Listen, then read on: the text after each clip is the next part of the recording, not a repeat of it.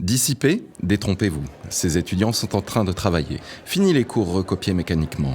L'enseignement est désormais vivant et interactif. Pour mettre en musique cet enseignement interactif, l'UPMC a investi dans des boîtiers réponses individuels avec lesquels les étudiants peuvent communiquer avec l'enseignant.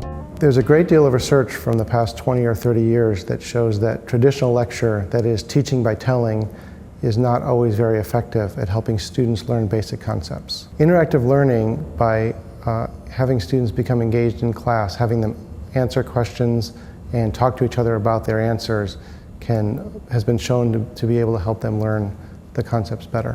Avec cet enseignement interactif qui est vraiment basé sur le questionnement, les étudiants sont rendus un peu plus acteurs de leur savoir, ce qui a pour mission de favoriser l'apprentissage des concepts. Voilà. Ce que je vais faire, c'est que je vais allumer le système et je vais venir mettre la bougie entre les armatures. D'accord ? Qu'est-ce qui va se passer? Et ça, je vais vous le poser en question. Après une phase de réflexion, les étudiants répondent une première fois à la question. Et l'enseignant voit l'histogramme des réponses se construire. Puis ils discutent entre eux pour comparer leurs arguments. À la fin de la discussion, les étudiants votent à nouveau. Après les votes, l'enseignant peut adapter la suite de son cours en fonction du niveau de compréhension des étudiants. Cette qualité d'attention est appréciée des étudiants et les incite à participer davantage. En test à l'UPMC depuis la rentrée, l'enseignement interactif a non seulement séduit les étudiants, mais aussi les enseignants. Je cherchais depuis longtemps à rendre mes étudiants plus actifs en cours, de les réveiller simplement, de les rendre plus actifs dans leur apprentissage. Et là, j'ai reconnu un outil qui pourrait aider dans ce sens-là, tout simplement. On est plus actif dans le cours, on se sent obligé d'être là et on est en interaction avec le prof, on n'est plus seulement passif et assis sur sa chaise. Dans un premier temps, ça permet de réveiller un peu les étudiants qui, pendant un cours magistral de 2 heures, finissent toujours par relâcher leur attention.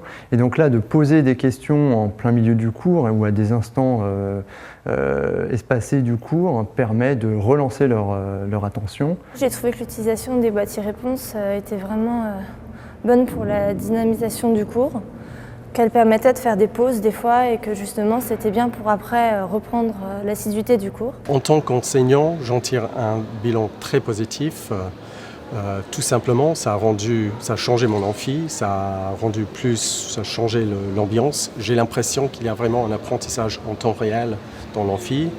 Je sais ce qui se passe dans l'amphi, j'ai un sentiment que les étudiants sont plus actifs et apprennent plus. Et dans un amphi d'une centaine d'étudiants, avoir en temps réel une image de ce qu'ils peuvent avoir bien compris et mal compris, c'est très difficile sans l'utilisation des boîtiers. Ça me permet de mettre en valeur certains concepts qui, dans un cours magistral linéaire, peuvent passer complètement inaperçus.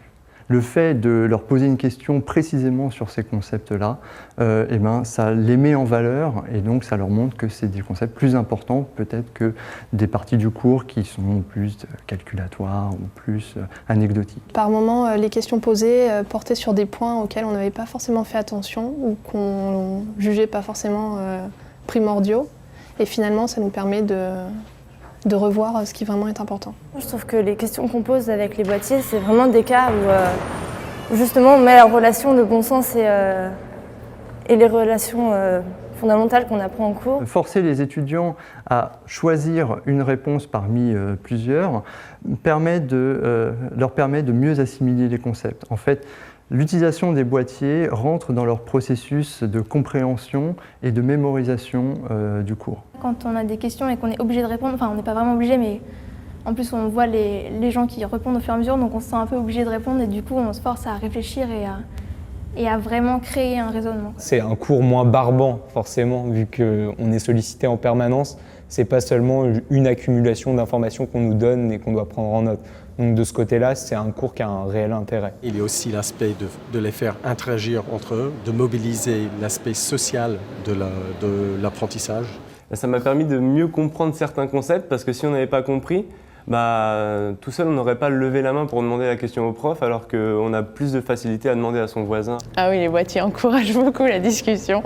Parce que c'est bien, ça permet quand deux élèves ne sont pas d'accord, d'argumenter sa réponse et justement de se mettre d'accord. Ouais, c'est une bonne chose, ces boîtiers. Tout simplement, je ne pourrais pas imaginer de m'en passer de ces outils à l'avenir. J'aimerais beaucoup essayer de convaincre mes collègues d'essayer ces méthodes, d'expérimenter avec ces méthodes, parce que c'est en utilisant qu'on apprend, on comprend leur utilité. Les priorités de l'UPMC en termes d'éducation, c'est de libérer la créativité, l'innovation pédagogique, si possible en focalisant l'effort essentiellement en licence. Et c'est pour ça que nous sommes très intéressés par l'expérimentation qui a été faite en physique à propos des boîtiers de réponse. Je pense que cette expérimentation a tout intérêt à être examinée par les autres départements de formation, car on y voit là réellement une possibilité intéressante d'augmenter les capacités d'acquisition des étudiants. Lorsque le groupe Innovation Pédagogique a été sollicité pour accompagner le projet d'utilisation des boîtiers réponses, un parti pris a été retenu, celui de faire un lien fort entre la pratique et la recherche, notamment en sciences de l'éducation. Et c'est à cette condition, nous semble-t-il, que peuvent se développer des usages innovants, améliorer l'interactivité entre enseignants et étudiants d'une part, entre étudiants d'autre part. L'UPMC veut révolutionner son enseignement pour améliorer l'apprentissage des étudiants. C'est un point très important pour bien former nos jeunes pour demain. Ce qui est important aussi, c'est que les technologies peuvent accompagner cette révolution pédagogique, elles ne peuvent pas la provoquer. Et ce qui est exemplaire dans l'exemple des boîtiers clickers, c'est que ce sont les enseignants qui ont pris le problème par eux-mêmes, à bras-le-corps, et qui l'ont résolu.